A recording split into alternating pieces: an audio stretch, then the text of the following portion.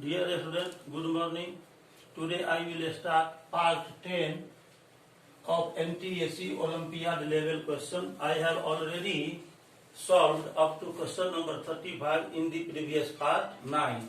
So today I will solve question number 36. I will start from question number 36. I have written on the board question number 36. In the figure, XY parallel AC and XY divides triangle ABC into two equal parts of equal areas. Find AX is to AB. यहाँ पर ये figure दिया हुआ है. इस figure में XY parallel है AC के और यह XY लाइन सेगमेंट पूरे ट्राइंगल ABC को टू पार्ट्स में बांटता है जिसका कि एरिया इक्वल है. तो यह जो क्वेश्चन सॉल्व होगा वह सिमिलर ट्राइंगल के प्रॉपर्टी से सॉल्व होगा. आइए अब हम इसको सॉल्व करते हैं. In triangle ABC XY is parallel to AC. XY parallel AC के दिया हुआ है. अब हम ट्राइंगल ABC और XBY इस दोनों ट्राइंगल को सिमिलर कर लेंगे. पहले इन triangle ABC and triangle XBY इस दोनों ट्राइंगल में चलेंगे. XY पैरेलल है AC के, इसीलिए एंगल A और एंगल BXY कोरोस्पोंडिंग एंगल होगा जो कि इक्वल होगा. लिखेंगे यहाँ angle A is equal to angle BXY. Angle BXY since XY parallel to AC therefore corresponding angles are equal. corresponding angles are equal. XY AC के parallel है इसीलिए corresponding angle equal होगा. corresponding angles are equal. इसी प्रकार से ये जो angle C है ये हो जाएगा एंगल BYX इसके इक्वल होगा. Angle C is equal to angle BYX. इसमें सेम रीजन होगा. यह भी कोरोस्पोंडिंग एंगल हो गया. और ये जो एंगल B है ये एंगल B दोनों ही ट्राइंगल, बड़ा ट्राइंगल ABC और छोटा ट्राइंगल XBY दोनों में कॉमन एंगल है. इसीलिए हम इसको लिख सकते हैं angle B is equal to angle B. यह कॉमन एंगल हो गया. इस प्रकार से हम देखते हैं कि ट्राइंगल ABC और ये BXY इस दोनों ट्राइंगल का तीनों कोरोस्पोंडिंग एंगल इक्वल है. तो जब दो ट्राइंगल का तीनों कोरोस्पोंडिंग एंगल्स इक्वल होता है तो वह सिमिलर ट्राइंगल होता है. इसीलिए क्या हो जाएगा, ये दोनों ट्राइंगल ABC और XBY सिमिलर हो जाएगा. Therefore triangle ABC is similar to triangle XBY. ये कैसे सिमिलर हुआ? By AAA similarity.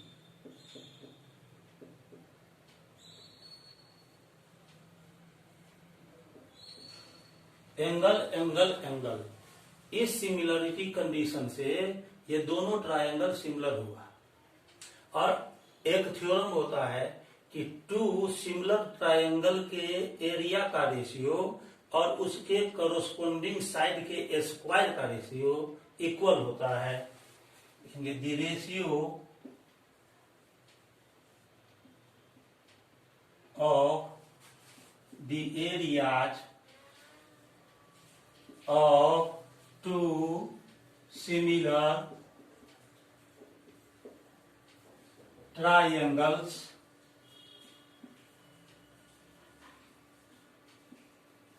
is equal to the ratio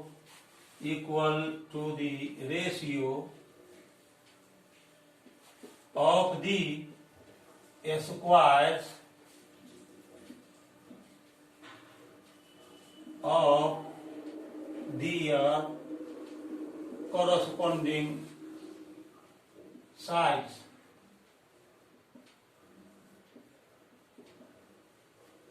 अभी हमने लिखा कि the ratio of the areas of two similar triangles is equal to the ratio of the squares of their corresponding sides. Two similar triangle के area का ratio उसके corresponding side के square के ratio के इक्वल होता है। इसीलिए हम लिख सकते हैं, यहाँ पर हमने ट्रायंगल एबीसी और ट्रायंगल एक्सबीवाई को सिमिलर ले आया है, इसीलिए ट्रायंगल एबीसी का एरिया और ट्रायंगल एक्सबीवाई के एरिया का रेशियो निकालेंगे। Area of triangle ABC by area of triangle XBY is equal to, अब इक्वल के बाद हम क्या लिखेंगे, उसके कोरोस्पोंडिंग साइड के स्क्वायर का रेशियो लिखेंगे। तो ट्रायंगल एबीसी और ट्रायंगल एक्सबीवाई का अब हम कोरोस्पोंडिंग साइड लेंगे। तो कोरोस्पोंडिंग साइड कैसे लेते हैं, कोरोस्पोंडिंग साइड लेने के लिए ये देखना पड़ता है कि दोनों सिमिलर ट्रायंगल में जो एंगल आपस में इक्वल है उसके सामने का साइड लेना है। तो यहां हम देखते हैं कि बिगर ट्रायंगल का ये एंगल सी और ये जो स्मॉलर ट्रायंगल है उसका एंगल बी वाई एक्स, ये दोनों एंगल इक्वल है। इसीलिए हम क्या करेंगे, एंगल सी के सामने का साइड लेंगे बिगर ट्रायंगल का, तो ए बी हो जाएगा। तो उसका यहाँ पर स्क्वायर लिखेंगे, ए बी स्क्वायर बाय, और इसके सामने का यदि साइड लेते हैं तो ये बी एक्स आता है, तो ये लिखेंगे बी एक्स स्क्वायर। अब यहां पर देखिए यह दिया हुआ है कि ये जो लाइन है एक्स वाई वह पूरे ट्रायंगल एबीसी को टू इक्वल एरियाज में डिवाइड करता है। अकॉर्डिंग टू क्वेश्चन इसको अब अभी हम फर्स्ट मान लेंगे। ये एक्स वाई लाइन सेगमेंट पूरे ट्रायंगल एबीसी को टू इक्वल एरियाज में डिवाइड करता है। इसका मतलब कि area of triangle B X Y, area of triangle B X Y या X B Y is equal to area of quadrilateral A C Y X, area of quadrilateral A C Y X. इस quadrilateral का area और इस triangle का area equal हुआ क्योंकि X Y पूरे triangle को टू पार्ट्स में बांटता है जिसका कि एरिया इक्वल है। देयरफॉर अब यहां पर देखिए फिगर में इस क्वाड्रिलेटरल का एरिया और इस ट्रायंगल का एरिया इक्वल है। इसका मतलब ये हुआ कि पूरे ट्रायंगल एबीसी का area triangle X B Y के एरिया का डबल होगा। Therefore area of triangle ABC is equal to twice into area of triangle XBY। अब यहां पर area of triangle XBY multiplication में है, इसको लेफ्ट साइड ले आएंगे तो ये डिवाइड में हो जाएगा। Area of triangle ABC by area of triangle XBY is equal to 2। इसको हम सेकंड मान लेते हैं। अब फर्स्ट में हम देखते हैं कि left side area of triangle ABC divided by area of triangle BXY है, और सेकंड में भी area of triangle ABC divided by area of triangle XBY है। तो इस फर्स्ट का और सेकंड का दोनों का लेफ्ट साइड आपस में इक्वल है, इसीलिए राइट साइड भी इक्वल होगा। तो हम आगे बढ़ते हैं। अब हम इसको लेकर आगे बढ़ते हैं। तो इस तरह लिखेंगे यहां, from first and second we gate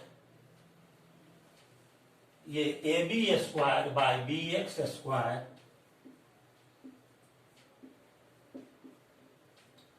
is equal to 2।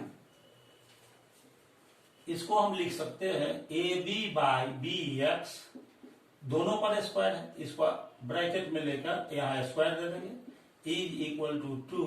इसीलिए A B by B X is equal to, यहां से स्क्वायर हटेगा, इधर √2 आ जाएगा, ये हो गया √2। हमको क्या निकालना था? हमको फाइंड करना था A X by A B. A X इसमें आना चाहिए। अभी इसमें हम देख रहे हैं A B by B X में ए एक्स नहीं आ रहा है, तो हम ये कोशिश करेंगे कि इसमें ए एक्स आ जाए। तो ए एक्स कैसे आएगा? अब देखिए ए एक्स कैसे आता है।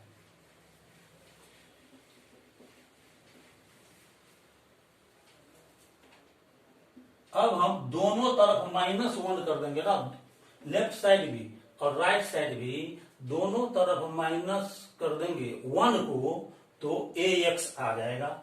अब दोनों तरफ हम माइनस करते हैं 1 को, तो A B by B X -1 is equal to √2 - 1। यहां लिखना पड़ेगा सब्ट्रैक्टिंग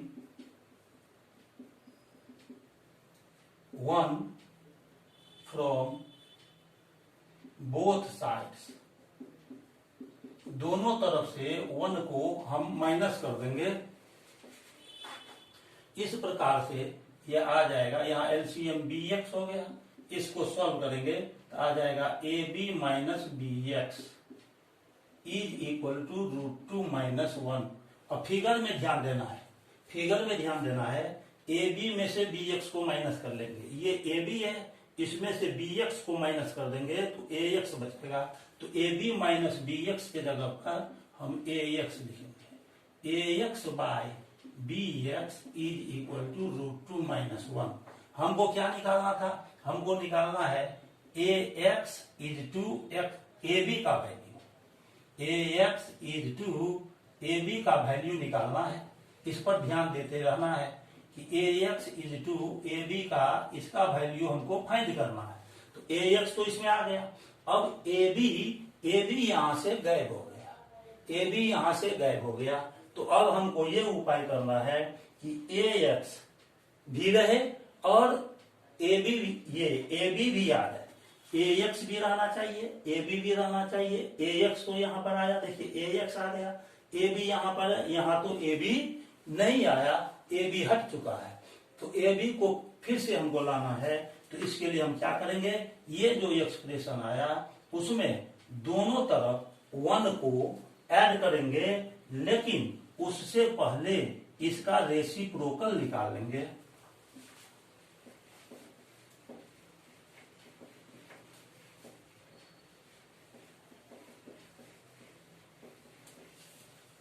अब ये जो यहां रिलेशन आया, इसमें हम दोनों तरफ 1 ऐड करने से पहले इसका रेसिप्रोकल निकालेंगे। तो इधर रेसिप्रोकल लेंगे तो इस साइड भी रेसिप्रोकल लेना पड़ेगा। तो इसको हम लिख सकते हैं B X by A X is equal to, reciprocal ले रहे हैं यहाँ, √2 - 1 का रेसिप्रोकल लेंगे तो यहाँ 1 बाई √2 - 1 हो जाएगा।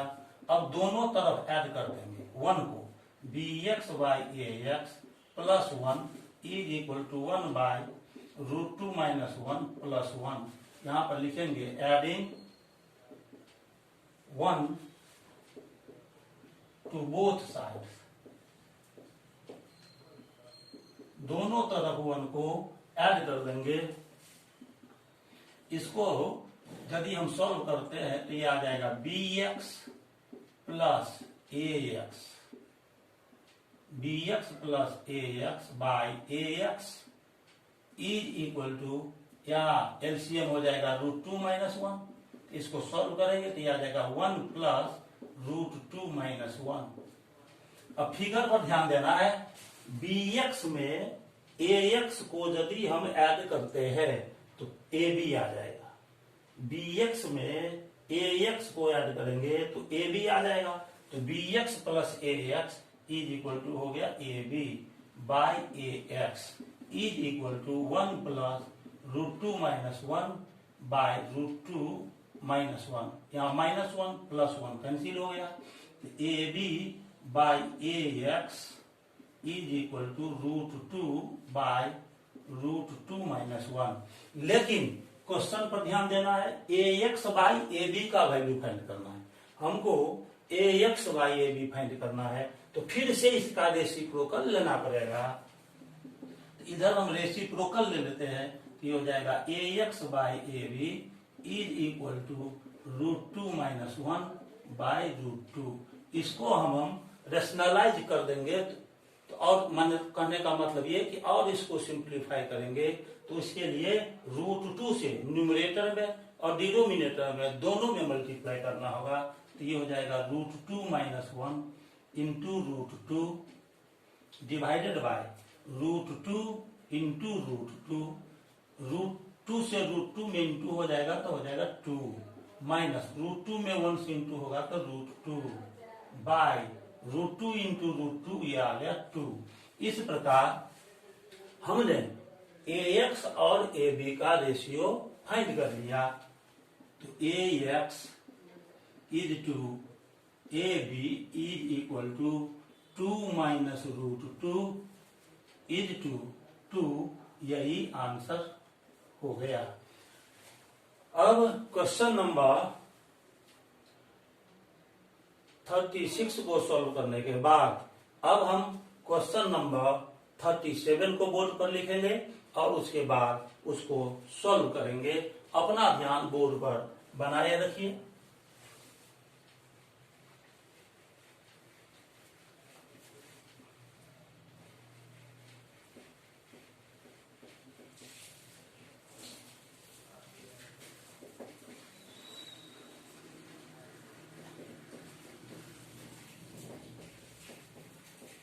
अब हम क्वेश्चन नंबर 37 को बोर्ड पर लिख रहे हैं। इसमें भी फिगर दिया हुआ है। क्वेश्चन नंबर 37, इसमें फिगर दिया हुआ है इस प्रकार से।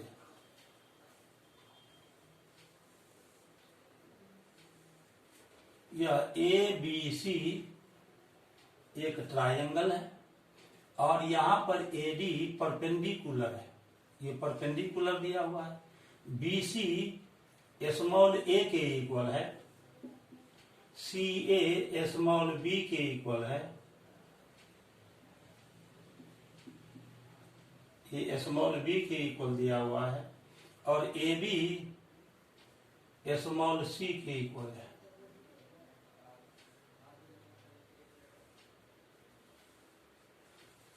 AB दिया हुआ है स्मॉल c,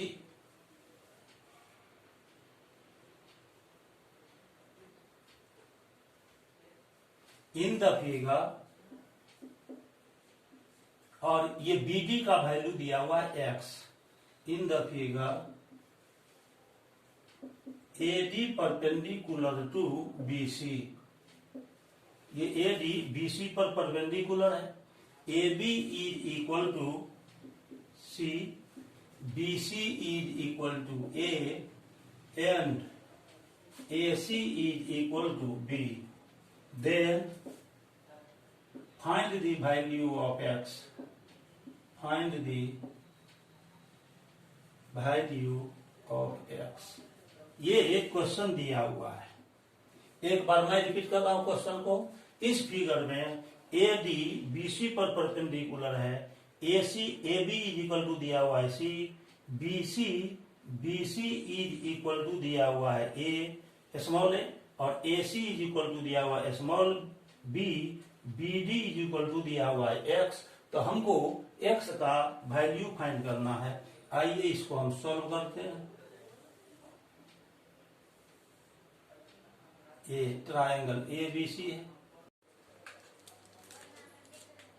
इस प्रकार ये ट्रायंगल ए बी सी हमने लिया और यहाँ पर ए डी परपेंडिकुलर है। बी सी का वैल्यू दिया हुआ है स्मॉल ए, ये स्मॉल ए दिया हुआ है। ए सी का वैल्यू दिया हुआ है स्मॉल बी और ए बी का वैल्यू दिया हुआ है स्मॉल सी, ये एक्स है। तो सबसे पहले लिखेंगे in triangle A B C, ये ए डी परपेंडिकुलर है बी सी पर, तो A D perpendicular B C लिखेंगे।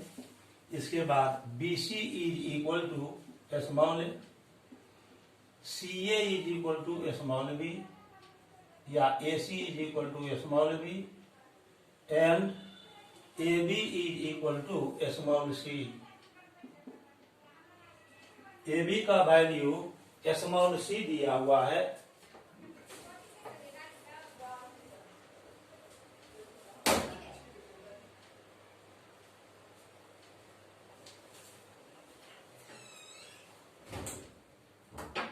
अब इसके बाद हम क्या करेंगे कि ये जो बी डी दिया हुआ है एक्स, सबसे पहले डीसी निकाल लेंगे। तो डीसी इज इक्वल टू हो जाएगा बीसी माइनस बी डी। यहां पर बीसी का वैल्यू है ए और बीडी का वैल्यू है एक्स, तो इसको लिख सकते हैं डीसी को, ये हो गया ए माइनस एक्स। अब इस ट्रायंगल में एडीबी में हम चलेंगे, ये एडीबी ट्रायंगल में, इन ट्रायंगल एडीबी, ये एंगल एडीबी दिया हुआ है 90 डिग्री। एडीबी, ये एडीबी एंगल 90 डिग्री दिया हुआ है। ये हाइपोटेन्यूज हो गया, ये परपेंडिकुलर हो गया और ये बेस हो गया। तो आप जानते हैं कि P square is equal to H square minus B square, उससे ए डी स्क्वायर निकल जाएगा। तो A D square is equal to A B square minus B D square. इस प्रकार A D square is equal to, अब यहां पर ए B का वैल्यू दिया हुआ है स्मॉल सी, तो ये हो जाएगा small C square minus B D है ये एक्स, तो इसको लिखेंगे एक्स स्क्वायर। इसको फर्स्ट मान लेंगे। अब फिर इसी तरह से ए डी सी ट्रायंगल में चलेंगे। इन ट्रायंगल ए डी सी, इसमें देख रहे हैं कि ये angle A D C 90 degree दिया हुआ है, तो लिखेंगे angle A D C is equal to 90 degree. तो फिर यहां पर हम देखते हैं कि ए डी सी ट्राइंगल का हाइपोटेन्यूज हुआ एसी, ए डी हुआ परपेंडिकुलर और डी सी हो गया बेस। तो P square is equal to H square minus B square, ये पाइथागोरस थ्योरम से आप जानते हैं। तो ए डी स्क्वायर फिर निकालेंगे, तो A D square is equal to A C square minus D C square. तो ए डी स्क्वायर निकालेंगे, ए सी दिया हुआ है, ए सी का वैल्यू दिया हुआ है बी, यहां पर लिखेंगे बी स्क्वायर, अब माइनस डी सी का वैल्यू हमने ए माइनस एक्स निकाला है, तो यहां पर लिखेंगे ए माइनस एक्स का होल स्क्वायर, इसको मान लेंगे सेकंड। इस तरह से दोनों ही ट्रायंगल से, ए डी बी ट्रायंगल से और ए डी सी ट्रायंगल से हमने ए डी स्क्वायर का वैल्यू निकाल लिया। अब फर्स्ट में आप देखते हैं कि लेफ्ट साइड ए डी स्क्वायर है और सेकंड में हम देखते हैं लेफ्ट साइड ए डी स्क्वायर है, यानी फर्स्ट और सेकंड का लेफ्ट साइड इक्वल है, इसीलिए उसका राइट साइड भी इक्वल होगा। तो यहां पर लिखेंगे from first and second we have, यहां पर ए डी स्क्वायर का वैल्यू आया C square minus X square, तो यहाँ लेंगे C square minus X square is equal to B square minus A minus X whole square. अब ये हो गया C square minus X square, ये बी स्क्वायर माइनस और A minus X whole square को ब्रेक करेंगे तो ये आ जाएगा A square minus 2a x plus x square. या एक और उपाय है इसका, एक उपाय इसका और है। ये उपाय क्या है, आप x को एक साइड कर लीजिए और b और c स्क्वायर को एक साइड कर लीजिए तो और आसान हो जाएगा। इसको हम और आसान कर रहे हैं तो ई माइनस एक्स स्क्वायर को हम इस साइड ले जाएंगे और इसको लेफ्ट साइड ले जाएंगे बी स्क्वायर को, तो हो जाएगा C square minus B square is equal to X square minus A minus X whole square. अब ये हो गया C square minus B square is equal to, अब इसको हम मान लेंगे ए और इसको मान लेते हैं बी। तो आप जानते हैं A square minus B square is equal to A plus B into A minus B. उस फॉर्मूला आप इसको लिखेंगे तो ये हो जाएगा X plus A minus X into X minus A minus X. तो C square minus B square is equal to x plus A minus X into X minus, यहाँ ब्रैकेट से पहले माइनस साइड है इसलिए ये प्लस हो जाएगा, तो ये हो जाएगा ए प्लस एक्स, यहाँ minus X plus X cancel हो गया। C square minus B square is equal to A into और एक्स में एक्स स्क्वायर कीजिए तो 2x माइनस ए। अब इस ए को इस ए से इस दोनों में मल्टीप्लाई करेंगे तो C square minus B square is equal to 2ax minus A into A, ये हो गया ए स्क्वायर। अब इस माइनस ए स्क्वायर को हम लेफ्ट साइड लाएंगे तो प्लस ए स्क्वायर हो जाएगा, तो ये हो जाएगा A square plus C square minus B square is equal to 2ax। और इस प्रकार यदि हम x का वैल्यू निकालेंगे यहाँ पर तो ये 2a मल्टीप्लाई में लेफ्ट साइड आएगा तो डिवाइड में हो जाएगा, तो x इज इक्वल टू हो जाएगा x is equal to A square plus C square minus B square by 2a। इस तरह से हमने x का वैल्यू निकाल लिया है, यही आंसर हो गया। अब क्वेश्चन नंबर 37 को सॉल्व करने के बाद अब हम क्वेश्चन नंबर 38 को बोर्ड पर लिखेंगे और उसे फिर सॉल्व करेंगे। आइए क्वेश्चन नंबर 38 को बोर्ड पर लिख रहे हैं।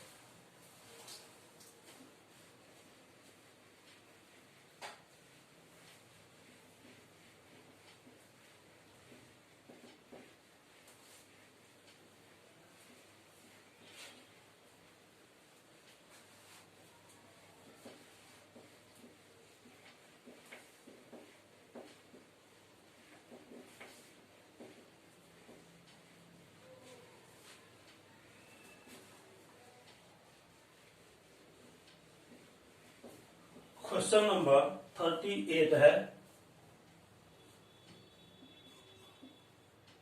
इन equilateral triangle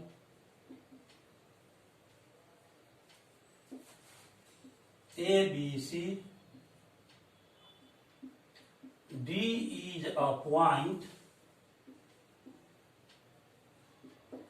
on BC such that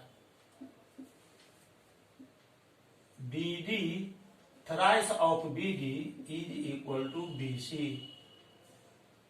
BD का थ्राइस BC के इक्वल दिया हुआ है और each side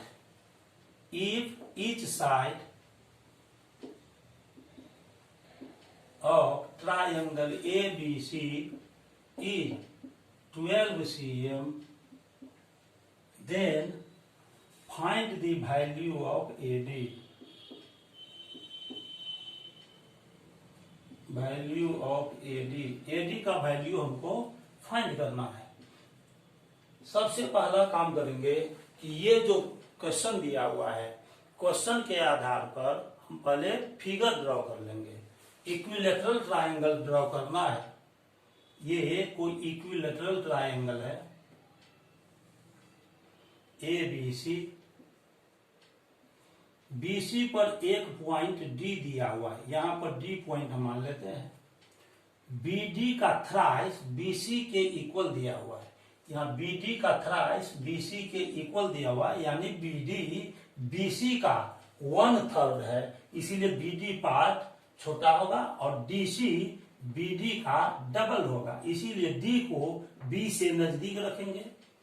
और ये ईच साइड इसका 12 cm दिया हुआ है, ये भी 12 cm है, यह भी 12 cm है और BC भी 12 cm है। हमको AD का वैल्यू फाइंड करना है, ये AD कितना होगा ये हमको निकालना है। इसके लिए सबसे पहला काम हम करेंगे कि इसमें कंस्ट्रक्शन लेंगे। कंस्ट्रक्शन क्या लेते हैं कि A से BC पर परपेंडिकुलर ड्रॉ कर लेंगे।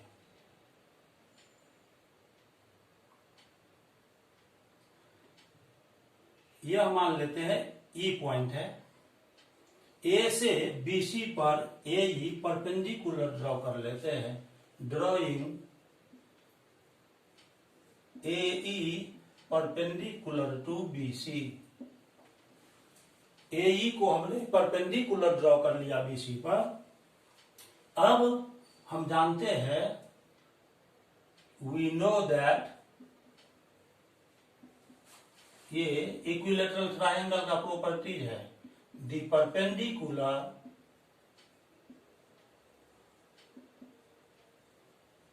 Drawn from the vertex to its base bisects the base।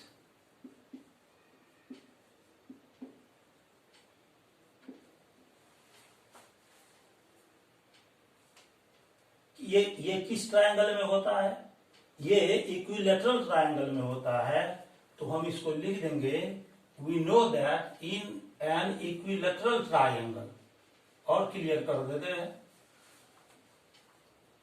in an equilateral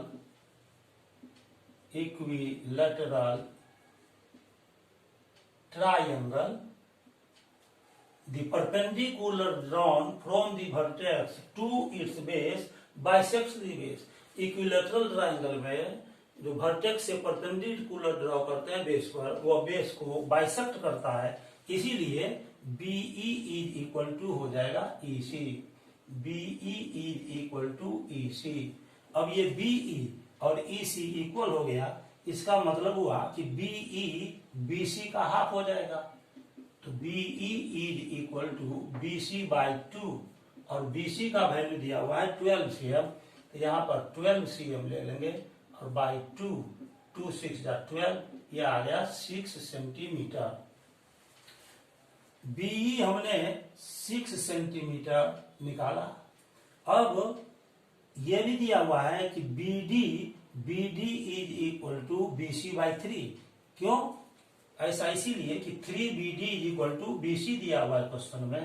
now 3BD is equal to BC, therefore BD is equal to BC by 3 और BC का value है 12 cm, तो 12 cm by 3, ये 3 4 12 आ गया 4 centimetre. तो ये BD आ गया 4 centimetre और BE आ गया 6 सेंटीमीटर। अब इस BE से BD को माइनस कर देंगे तो DE निकल जाएगा। तो अब हम DE निकाल लेंगे। तो DE को कैसे निकालना है? DE इज इक्वल टू लिख सकते हैं BE माइनस BD। तो इसको हम लिख देंगे BE माइनस BD। BE का वैल्यू यहां पर हमने 6 सेंटीमीटर निकाला, तो BE के जगह पर 6 सेंटीमीटर लिखेंगे अब माइनस ये BD, तो BD आ गया 4 cm, यहाँ पर 4 cm माइनस कर देंगे, ये आ जाएगा 2 centimetre.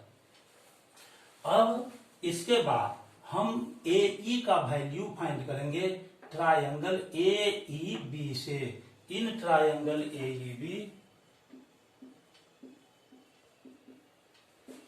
Angle AEB is equal to, ये 90 डिग्री है, यहाँ पर ये 90 डिग्री है, तो पाइथागोरस थ्योरम लगाएंगे तो उससे हो जाएगा AB square is equal to AE square plus BE square, यानी AE स्क्वायर यदि हम निकालेंगे तो हो जाएगा AB square minus BE square. AE square is equal to AB square minus BE square. यहां पर ये हम देखते हैं कि ये AB 12 cm है, तो यहां लिखेंगे 12 cm होल स्क्वायर और माइनस ये BE हमने यहां निकाला है, BE है 6 cm, तो इसके जगह पर लिखेंगे 6 cm का होल स्क्वायर।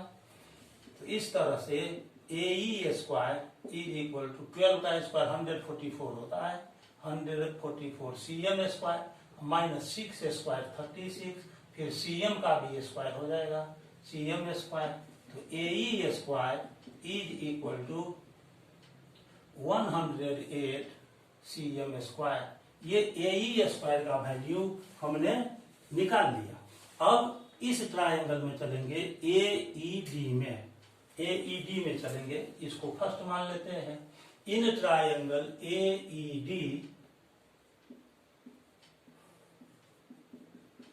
इसमें angle AED is equal to है 90 डिग्री।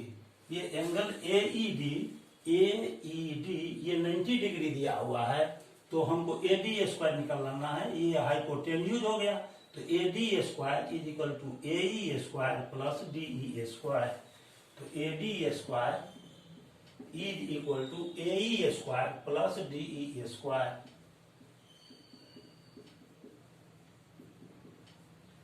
तो AD square is equal to AE का वैल्यू, AE स्क्वायर का वैल्यू हमने फर्स्ट में निकाल लिया, AE स्क्वायर आ गया 108 cm square plus DE square, यहाँ DE कितना है 2 cm, तो यहाँ पर लिखेंगे 2 cm का square, 2 cm whole square. From first AE square is equal to 108 cm square. अब AD square is equal to 108 cm square plus 2 square 4 हो जाएगा, 4 cm स्क्वायर। तो AD square is equal to 112 cm square. Therefore AD is equal to, यहाँ से square हम हटाएंगे, square को हम हटाते हैं तो राइट साइड स्क्वायर रूट आ जाएगा, square root of 112 cm square. इसको हम लिख सकते हैं 16 इंटू 7, 16 7 का 112 होता है। अब 16 का स्क्वायर रूट हो जाएगा 4 और 7 रूट के अंदर ही रह जाएगा, तो ये हो जाएगा 4 रूट 7 और cm स्क्वायर का रूट हो जाएगा cm। यह आंसर हो गया। इस प्रकार हमने अभी क्वेश्चन नंबर 38 को सॉल्व कर लिया है। क्वेश्चन नंबर 38 को सॉल्व करने के बाद अब हम क्वेश्चन नंबर 39 को सॉल्व करेंगे।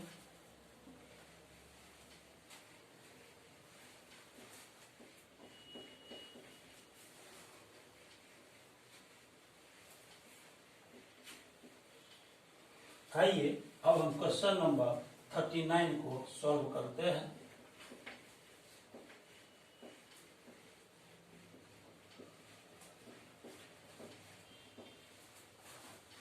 क्वेश्चन नंबर 39 दिया हुआ है। क्वेश्चन नंबर 39 में हम लिखेंगे if point x0, if points with coordinates x0, 0y and 2 point अभी हम ले चुके हैं, तीसरा पॉइंट ले लेंगे 1 1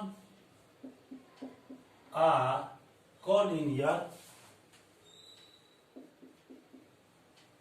then find the relation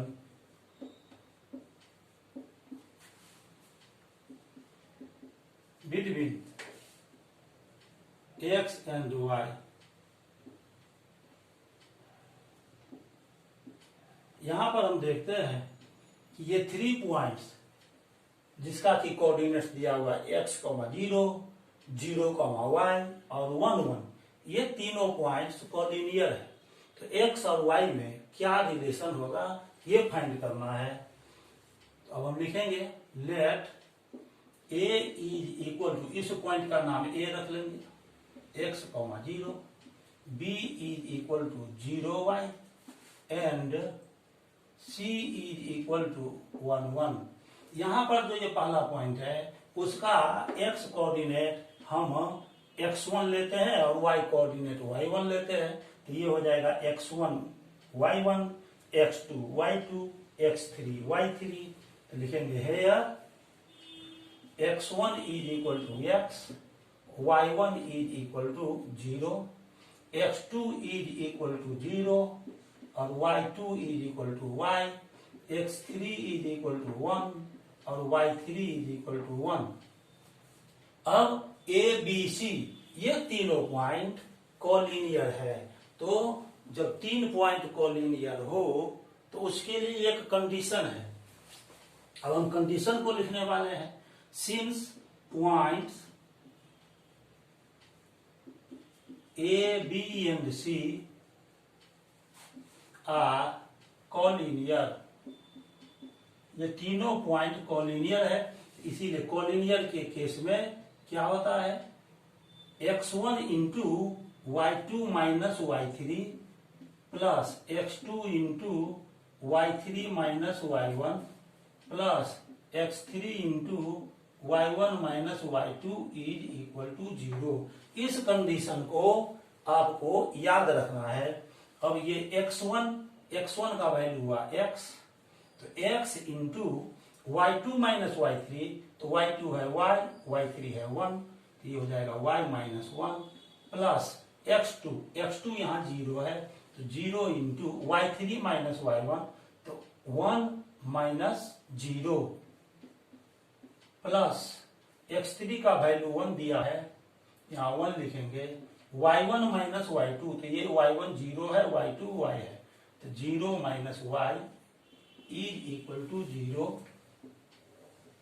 अब इसको मल्टीप्लाई करेंगे x इंटू वाई, तो ये हो जाएगा xy माइनस, फिर x में 1 से मल्टीप्लाई होगा तो ये हो जाएगा x प्लस, और 0 आ गया इसके इंटू में, तो ये पूरा टर्म हो जाएगा 0 प्लस 0 प्लस 1 से ये माइनस y यहां से आ जाएगा, तो 1 into minus y is equal to 0।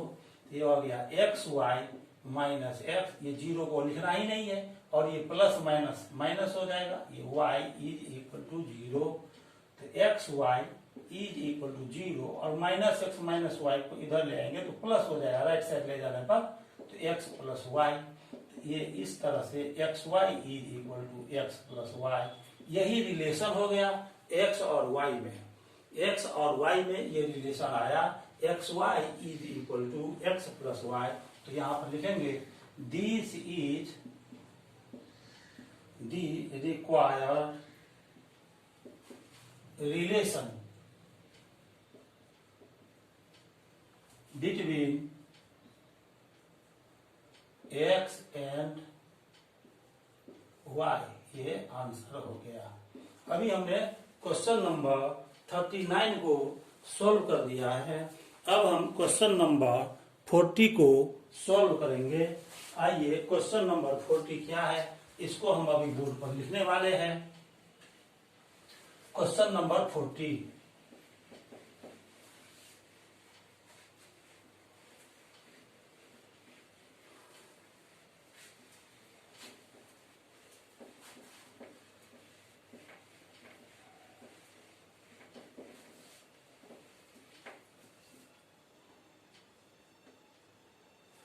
Question number 40 लेते हैं। क्वेश्चन नंबर 40 में दिया हुआ है कि a triangle with integral sides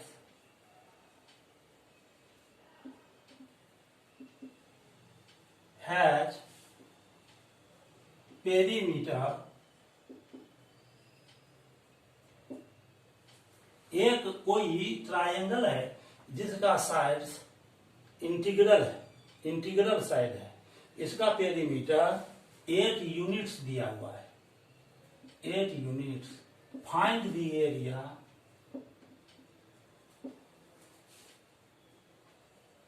of the triangle. Triangle का एरिया फाइंड करना है। अब इसको हम सॉल्व करते हैं। ट्रायंगल का इंटीग्रल साइड्स है, इसका मतलब तीनों जो साइड्स है ट्रायंगल का वो इंटीजर्स है। कैसा इंटीजर्स है? पॉजिटिव इंटीजर्स होता है। साइड तो ट्रायंगल का निगेटिव इंटीजर हो ही नहीं सकता है। तो अब हम ये देखते हैं कि क्वेश्चन में दिया हुआ है कि पेरीमीटर 8 यूनिट्स है और उसका साइड इंटीजर्स है, तो ट्रायंगल का एरिया क्या होगा? यहां पर ट्रायंगल का अलग अलग साइड मालूम नहीं है, न फर्स्ट साइड मालूम है, न सेकंड साइड मालूम है, न थर्ड साइड मालूम है, सिर्फ पेरीमीटर दिया हुआ है। तो हम इसे किस तरह से सॉल्व करेंगे, इसके लिए हम आपको बता रहे हैं कि सबसे पहले हम देखेंगे कि जो जो वैलिड वैल्यूज होगा तीनों साइड के लिए उसको हम फाइंड करते हैं ताकि उसका पेरीमीटर 8 यूनिट हो जाए। The sides of the triangle are integers। ये कैसा इंटीजर्स होगा? पॉजिटिव इंटीजर्स होगा। अब तीनों का पेरीमीटर दिया हुआ है, तीनों साइड का सम दिया हुआ है। पेरीमीटर मतलब तीनों साइड का sum. Perimeter of the triangle is 8 units. इसका पेरीमीटर 8 यूनिट्स दिया हुआ है। So we take 3 integers whose sum. ये कैसा इंटीजर लेंगे? We take 3 positive integers whose sum is 8 unit. अब देखिए 8 यूनिट लाना है पेरीमीटर, तो हम क्या क्या ले सकते हैं? Therefore we take these integers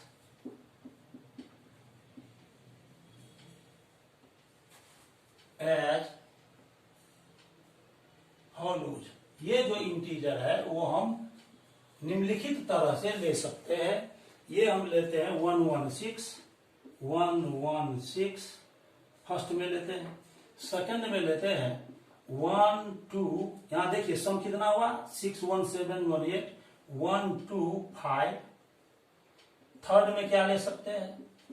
1 3 3 1 4 हो गया, 4 1 3 4। इस तरह से हम तीसरा ले लिए 1 3 4। फोर्थ में क्या ले सकते हैं?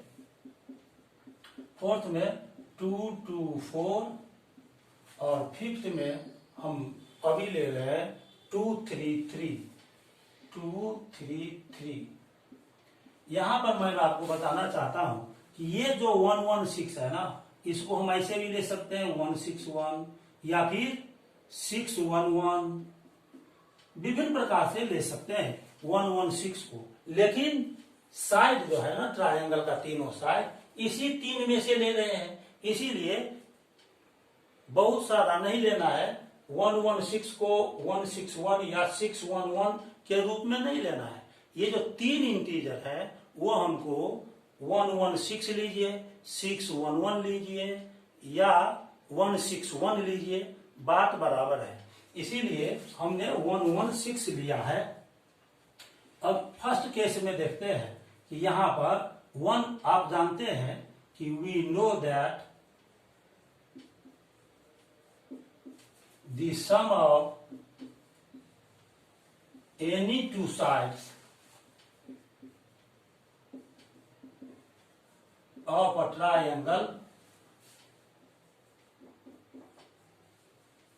is always greater than the third side.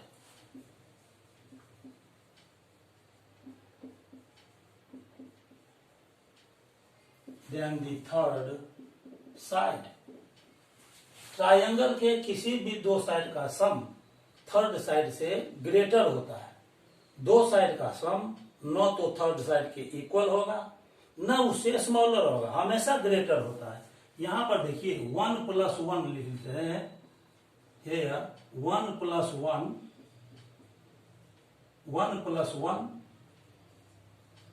ये आ जाएगा बराबर 2, जो कि थर्ड साइड 6 से स्मॉलर हो गया।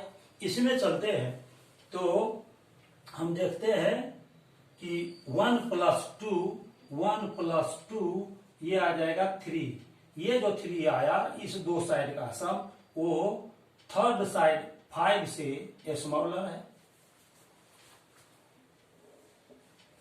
इसमें चलते हैं थर्ड में 1 + 3 करते हैं, 1 + 3 तो ये आ जाएगा 4, 1 + 3 तो वो 4 आ गया, थर्ड साइड के इक्वल हो गया। और आगे चलते हैं तो 2 + 2, 2 + 2 = 4। इसमें भी दोनों साइड का सम तीसरे साइड के इक्वल आ गया। फिफ्थ में चलते हैं 2 + 3, 2 + 3 तो ये होता है 5, ये थर्ड साइड से ग्रेटर है। 2 + 3 5 आया, जो कि थर्ड साइड 3 से ग्रेटर है। फिर इस 3 + 3 को यदि हम ऐड करते हैं, चाहे 2 + 3 को ऐड करते हैं, तब फिर 5 आएगा, ग्रेटर देन 3 हो जाएगा। और 3 + 3 इस 2 के साथ इस 3 को रख रहे हैं, फर्स्ट नंबर के साथ थर्ड को रख रहे हैं, 2 + 3 = 5, ग्रेटर देन 3। और इस दोनों 3 को हम रख रहे हैं, 3 + 3, 3 + 3 तो ये आ गया 6 सेकेंड को, और थर्ड को यदि हम ऐड करते हैं तो फर्स्ट जो साइड ले रहे हैं 2 उससे ये बड़ा हो गया। तो ये जो कंडीशन आया ये सही बैठ रहा है, क्योंकि ट्रायंगल के किसी भी दो साइड का सम थर्ड साइड से ऑलवेज ग्रेटर हो जाता है। So we can take 3 sides of the triangle as A = 2। A first side को हमने माना है, बी मानेंगे सेकेंड साइड को, B = 3 एंड C = 3। इस तरह से सिर्फ ये जो फिफ्थ कंडीशन है ये एक्सेप्टेबल कंडीशन है, क्योंकि दो इंटीजर का सम थर्ड से ग्रेटर लेना है।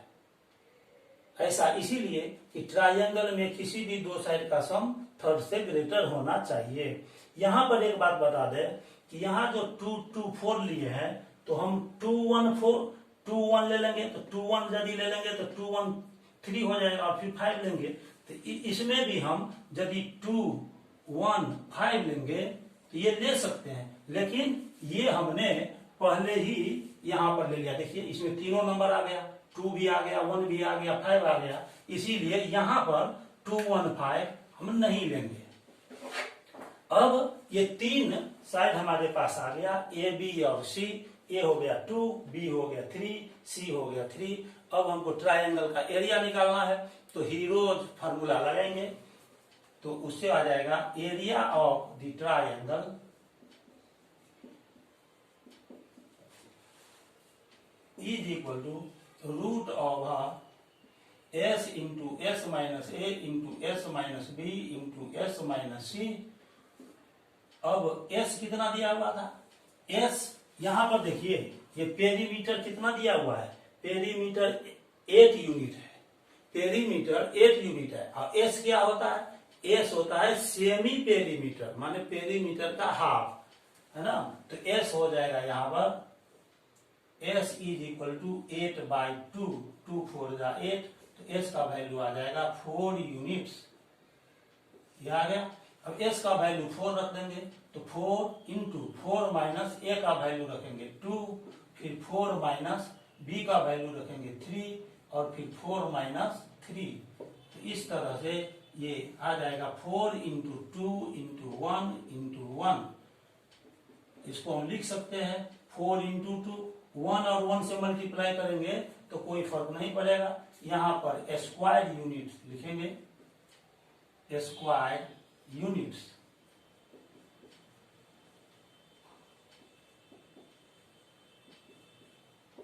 अब 4 का स्क्वायर रूट होगा 2, और ये 2 सिंगल टाइम है, ये रूट में ही रह जाएगा, तो 2√2 स्क्वायर यूनिट्स। यही आंसर हो गया। आज के लेक्चर में बस इतना ही। मुझे उम्मीद है कि आपको ये वीडियो अच्छा लगा होगा। यदि आपने वीडियो को लाइक किया है तो इसे अपने फ्रेंड सर्किल में शेयर भी कर दीजिए, मेरे चैनल को सब्सक्राइब भी कर दीजिए। मेरा मिशन है कि कोरोना महामारी के इस समय में मेरा लेक्चर दूर दराज के इलाकों तक, ग्रामीण क्षेत्रों तक भी पहुंच सके, और स्टूडेंट्स को मेरा लेक्चर उपलब्ध हो सके और उनका पढ़ाई सुचारू रूप से चल सके। तब तक के लिए बहुत बहुत धन्यवाद। अब मैं फिर आपसे अगले लेक्चर में मिलूंगा। Thank you very much and have a nice day.